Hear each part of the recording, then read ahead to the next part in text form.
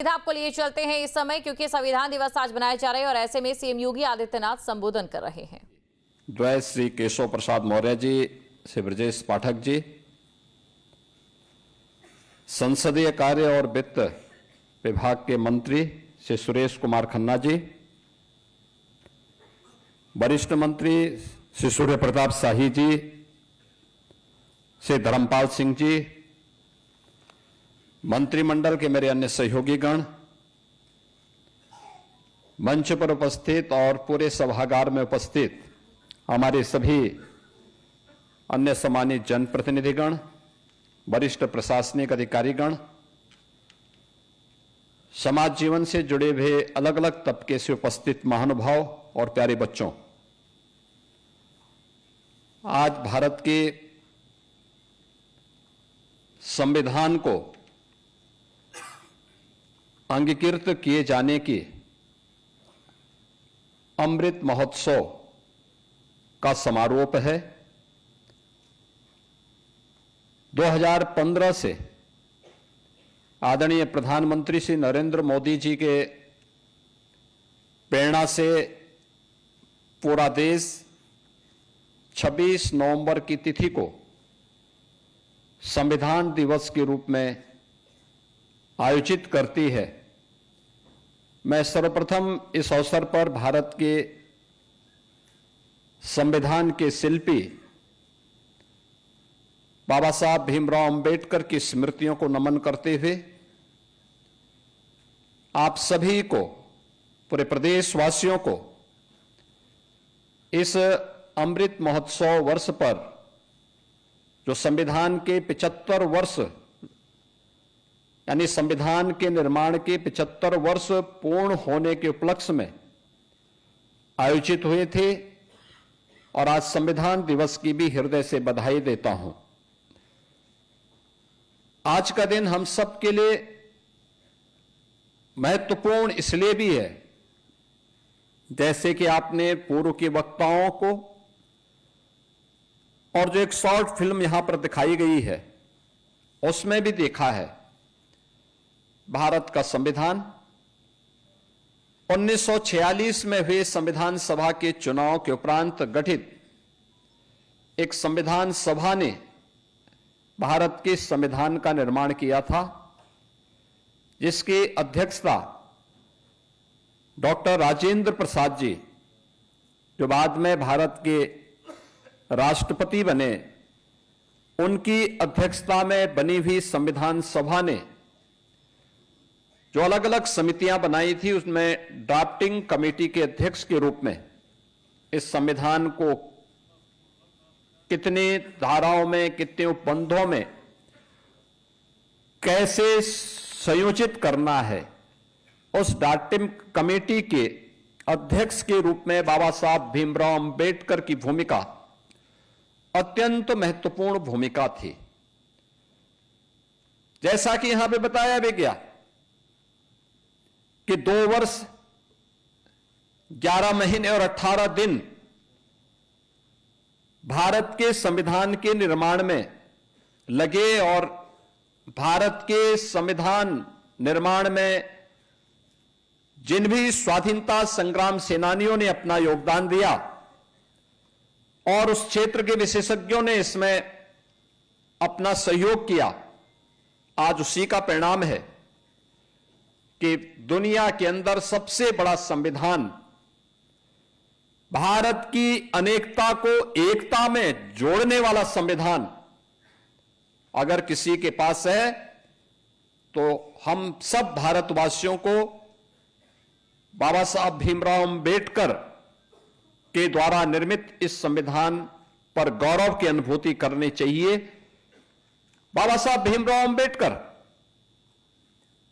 उन्होंने उस समय भी जब इस संविधान की मूल प्रति को लेकर के उनकी समिति संविधान सभा के पास गई थी,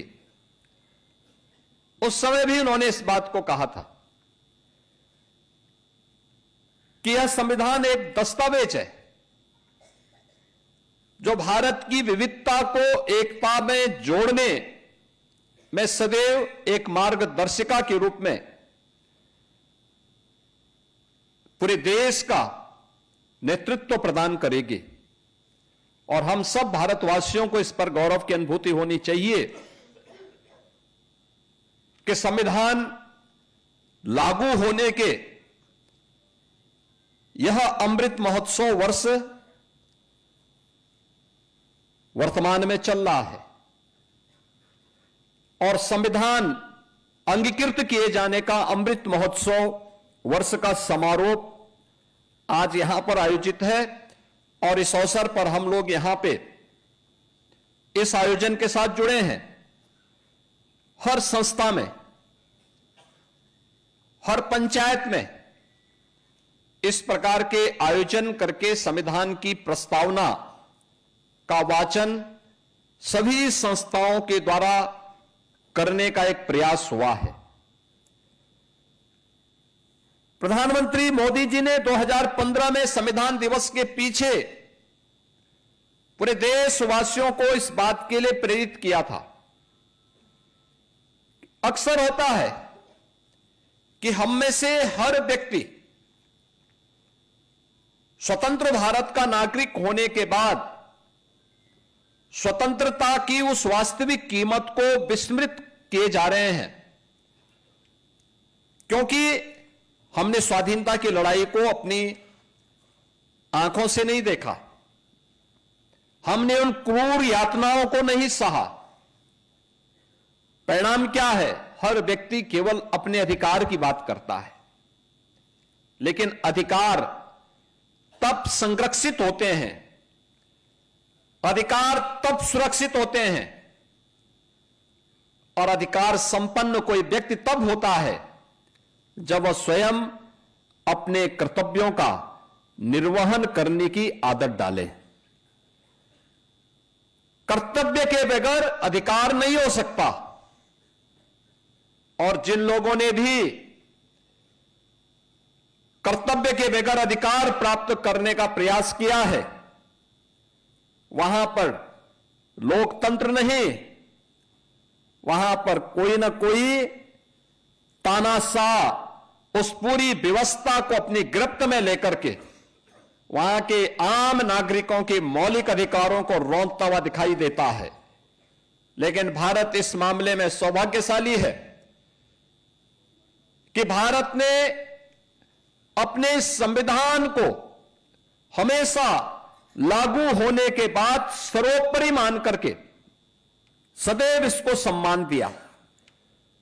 अपने स्वाधीनता संग्राम सेनानियों को, अपने प्रतीकों को सम्मान दिया और संविधान की उन मूल भावनाओं को, जिन मूल भावनाओं पर आधारित भारत का संविधान बना हुआ है, उसको अपने जीवन का हिस्सा बनाने का प्रयास किया। जब भी कोई देश अपनी इन मूल भावनाओं को सम्मान देते हुए आगे बढ़ता है, उसको विकसित होने में कोई रोक नहीं सकता। याद रखना, आजादी के अमृत महोत्सव वर्ष में प्रधानमंत्री मोदी जी ने देशवासियों के सामने विकसित भारत की एक संकल्पना रखी। विकसित भारत के लिए प्रधानमंत्री जी ने यही कहा था कि हर भारतवासी के सामने जब देश अपनी आजादी के 100 वर्ष पूरा कर चुका होगा, अभी हम 75 वर्ष में, लेकिन 2022 में उन्होंने कहा था कि 75 वर्ष हमारे आजादी के पूर्ण हो रहे हैं, लेकिन जब देश अपनी आजादी के 100वें वर्ष में जाएगा तब हमें कैसा भारत चाहिए।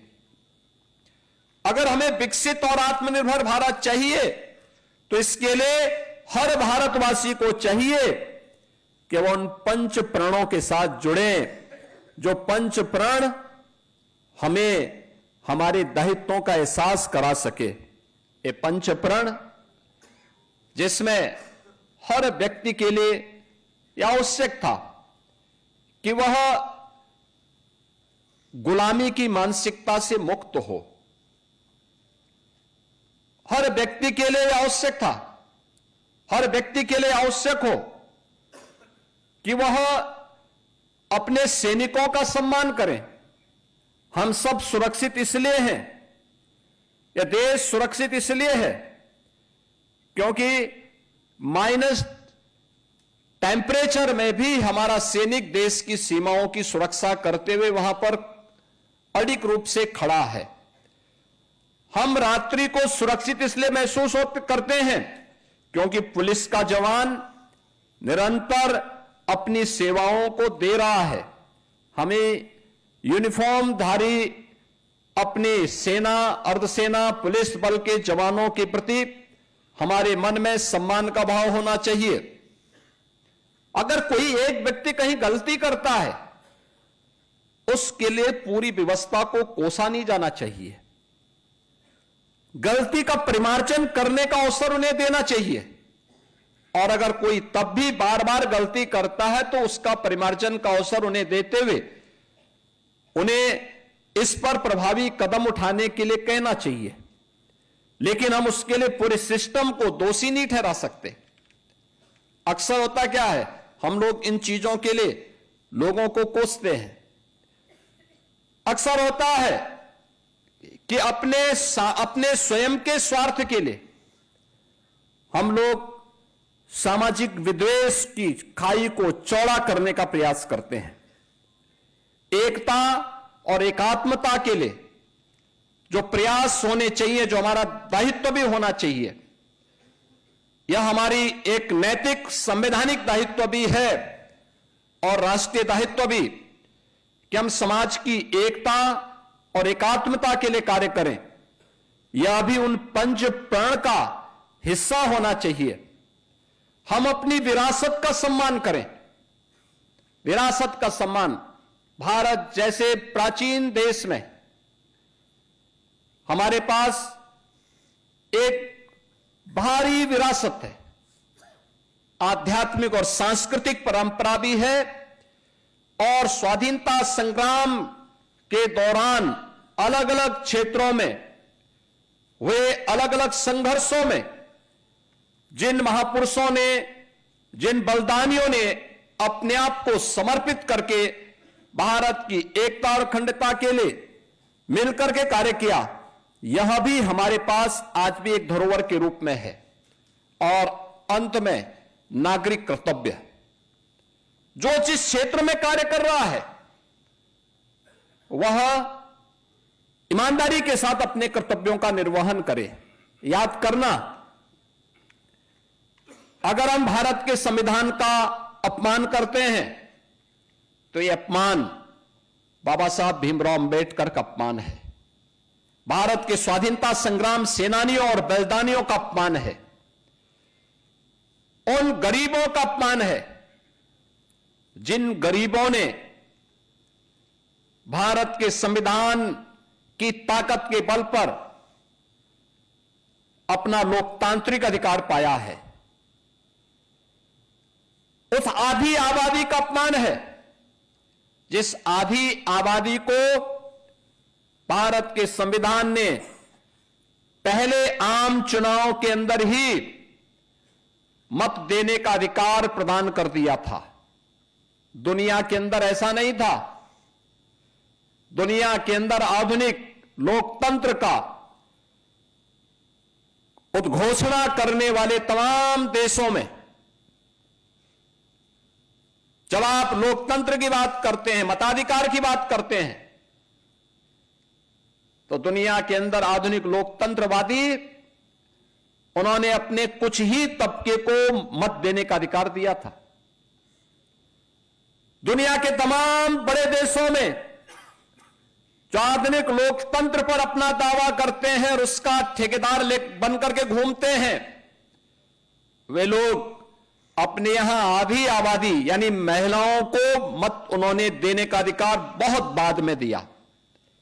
लेकिन भारत ने पहले दिन से ही हर वयस्क मतदाता को, अगर वह भारत का नागरिक है, किसी भी जाति का है, किसी भी क्षेत्र का है, किसी भी मत और मजहब को मानने वाला है, उसकी उपासना विधि कुछ भी है, अगर वह भारत का नागरिक है तो वयस्क मतदाता को मत देने का अधिकार भारत के संविधान ने भारत के प्रत्येक नागरिक को प्रदान किया।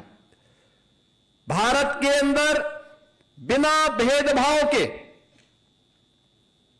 संविधान लागू होने के साथ ही सामाजिक रूप से अस्पृश्य कहे जाने वाले दलित समाज के लिए, जनजातीय समाज के लिए आरक्षण की व्यवस्था भी भारत के संविधान ने दी और उनको यह अधिकार समाज की मुख्य धारा के साथ जोड़ने और सामाजिक समता के निर्माण में उनकी भूमिका का निर्वहन किया जा सके।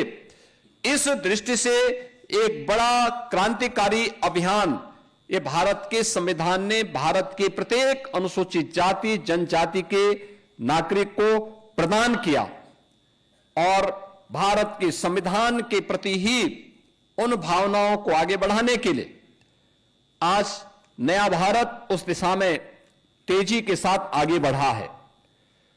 कर्तव्यों के निर्वहन की बात, उसमें नागरिक कर्तव्य वहीं पे आता है, यानी विरासत का सम्मान से लेकर के गुलामी की मानसिकता को समाप्त करना, सैनिकों को और वर्दीधारी फोर्स का सम्मान देने के साथ ही सामाजिक एकता और समता के लिए कार्य करने के साथ ही नागरिक कर्तव्य हमारे लिए उतना ही महत्वपूर्ण है।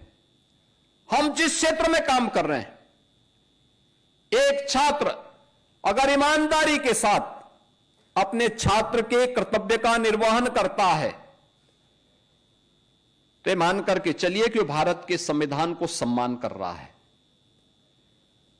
अगर एक शिक्षक ईमानदारी से अपने कर्तव्यों का निर्वहन करते हुए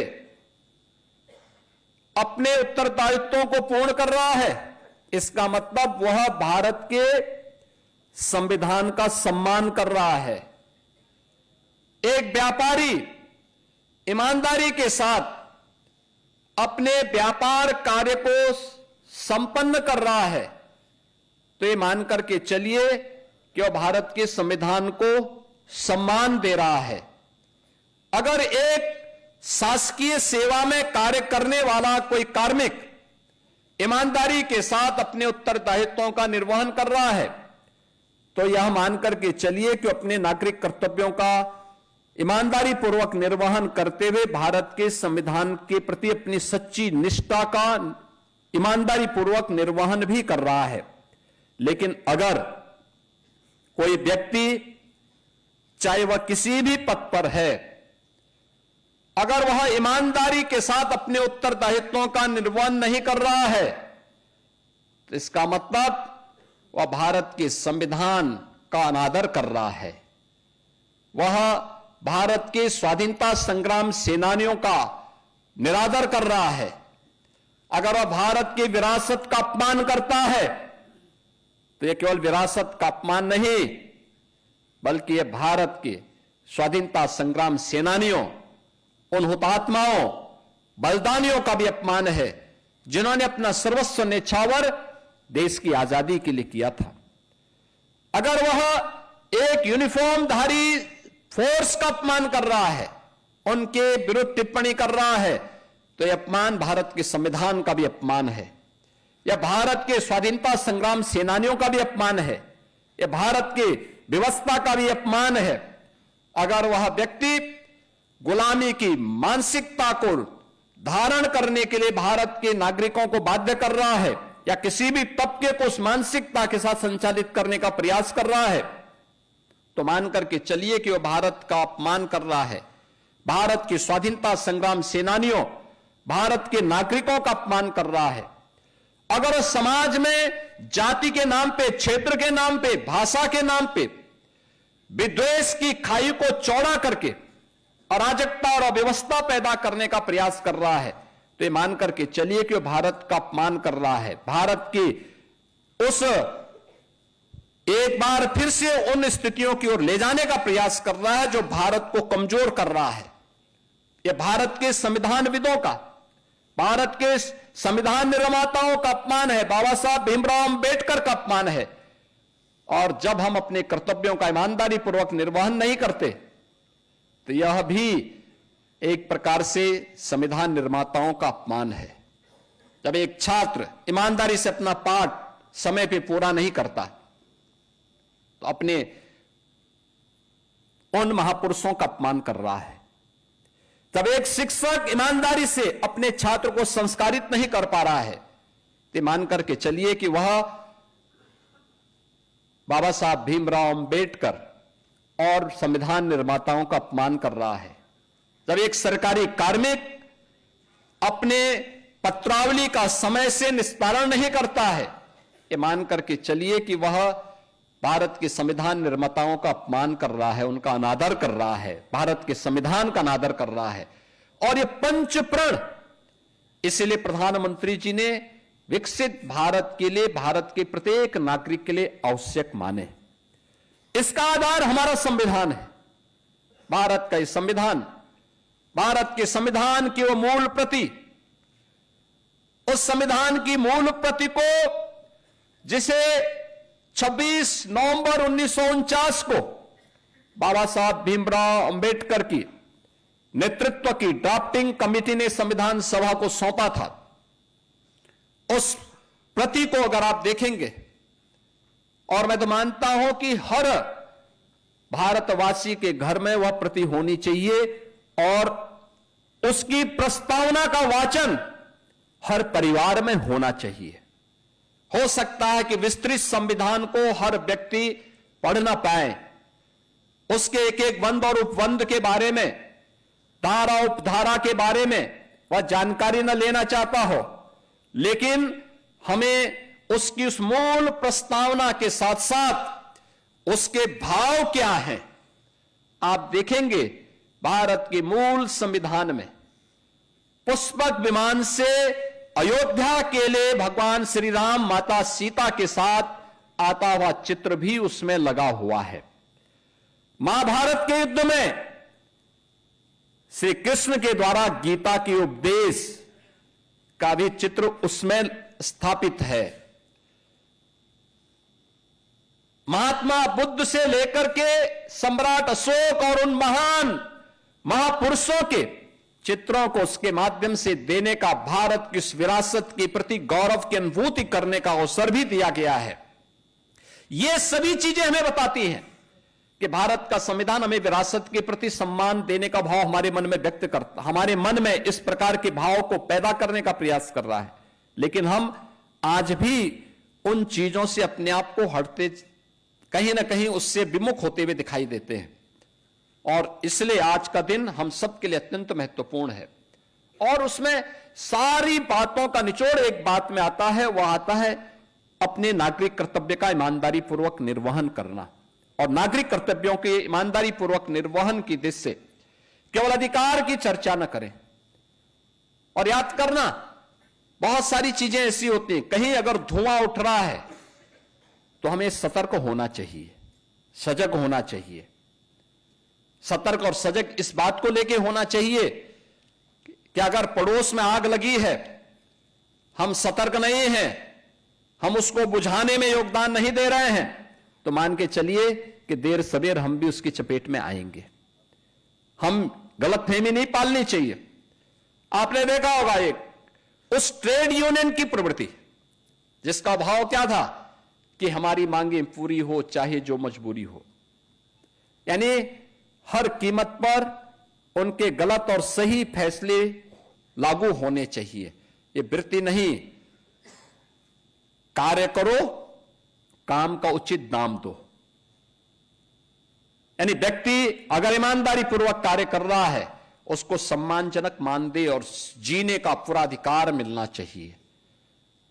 यही तो लगातार आज देश के अंदर प्रधानमंत्री मोदी जी के द्वारा, उनके नेतृत्व में डबल इंजन की सरकार के द्वारा जो प्रयास प्रारंभ किए गए हैं, उसी श्रृंखला का हिस्सा है। आज के इस अवसर पर मैं आप सबका आह्वान करूंगा, विकसित भारत की संकल्पना को आगे बढ़ाने के लिए विकसित उत्तर प्रदेश सही है। और विकसित उत्तर प्रदेश के लिए विकसित लखनऊ या हरेक स्तर पर उस प्रकार की एक मानसिकता हम सबको पैदा करनी पड़ेगी। मुझे बताते हुए प्रसन्नता है, हमने गत विधान मंडल के सत्र के दौरान इस पे एक 24 घंटे की चर्चा चलाई थी और इस पे हुई वह चर्चा 12-13 अगस्त को हुई यह चर्चा। मुझे बताते हुए प्रसन्नता है कि हम लोगों ने जब इसका पोर्टल लॉन्च किया और प्रदेश भर से सुझाव मांगे, मुझे बताते हुए प्रसन्नता है कि अब तक हमें 98 लाख से अधिक सुझाव प्राप्त हुए हैं विकसित उत्तर प्रदेश के लिए, विकसित भारत, विकसित उत्तर प्रदेश के लिए। हर व्यक्ति ने अपने स्तर पर सुझाव दिए हैं, अलग अलग सेक्टर में दिए हैं। शिक्षा में क्या होना चाहिए, हेल्थ सेक्टर में क्या होना चाहिए, एम्प्लॉयमेंट और स्किल डेवलपमेंट के लिए क्या कुछ किया जाना चाहिए, पब्लिक ट्रांसपोर्ट में क्या कुछ होना चाहिए, एग्रीकल्चर और इरिगेशन में क्या कुछ होना चाहिए, इन्वेस्टमेंट के लिए, सिक्योरिटी के लिए, सुशासन के लिए क्या कदम उठाए जाने चाहिए। 98 लाख से भी सुझाव अब तक हमें प्राप्त हो चुके हैं। ये चीजें दिखती हैं और ये हर तबके के लोगों ने दिया है, हर तबके के लोगों ने सुझाव उपलब्ध करवाए हैं। यह दिखती है कि व्यवस्था के साथ हर व्यक्ति जुड़ना चाहता है, हर व्यक्ति चाहता है कि कुछ चेंज हो, कुछ अच्छा हो, अच्छा होने की प्रवृत्ति। 98 लाख लोगों का मतलब हर 5 परिवार में से एक परिवार का हमारे पास सुझाव आ चुका है। 5 परिवार में से एक परिवार ने हमें सुझाव दे दिया है और यह प्रक्रिया आगे बढ़ेगी। इन सब में हम लोगों ने तय किया है, जैसे यहां पे संविधान दिवस के अवसर पर पिछले 1 वर्ष के अंदर अमृत महोत्सव वर्ष के अवसर पर, संविधान अंगीकार किए जाने के अमृत महोत्सव वर्ष पर हुई अलग अलग प्रतियोगिताओं में यहां पे कुछ छात्र छात्राओं को हमने मंच पे सम्मानित किया। ऐसे सरकार ने तय किया कि जो अच्छे सुझाव आए हैं उनकी हम 2 श्रेणियों में उसको हम ले रहे हैं, एक जनपद स्तर का और एक प्रदेश स्तर का। जनपद स्तर के हर जनपद में 3 और प्रदेश स्तर के जो 5 अच्छे सुझाव होंगे उन्हें हम इसी प्रकार के किसी समारोह में सम्मानित करने का कार्य करेंगे। यह हमारी राष्ट्र के प्रति, देश के प्रति अपनी सेवा होगी और इसकी शुरुआत सबसे छोटी इकाई से हमें प्रारंभ करना पड़ेगा। आत्मनिर्भर ग्राम पंचायत होगा, आत्मनिर्भर वार्ड होगा तो आत्मनिर्भर जनपद भी हो जाएगा, आत्मनिर्भर प्रदेश भी हो जाएगा और आत्मनिर्भर भारत भी होगा। आत्मनिर्भर भारत होगा तो विकसित भारत की संकल्पना हमसे दूर नहीं हो सकती है। इस विश्वास के साथ मैं आज के इस अवसर पर संविधान दिवस की अंगीकृत किए जाने की इस तिथि पर, संविधान दिवस के अवसर पर पूरे प्रदेश वासियों को एक बार फिर से हृदय से बधाई और शुभकामनाएं देता हूं। बाबा साहब भीमराव अंबेडकर की स्मृतियों को नमन करते हुए आप सबको इस आयोजन में भाग लेने के लिए हृदय से धन्यवाद देते हुए वाणी को विराम देता हूं। धन्यवाद। जय हिंद।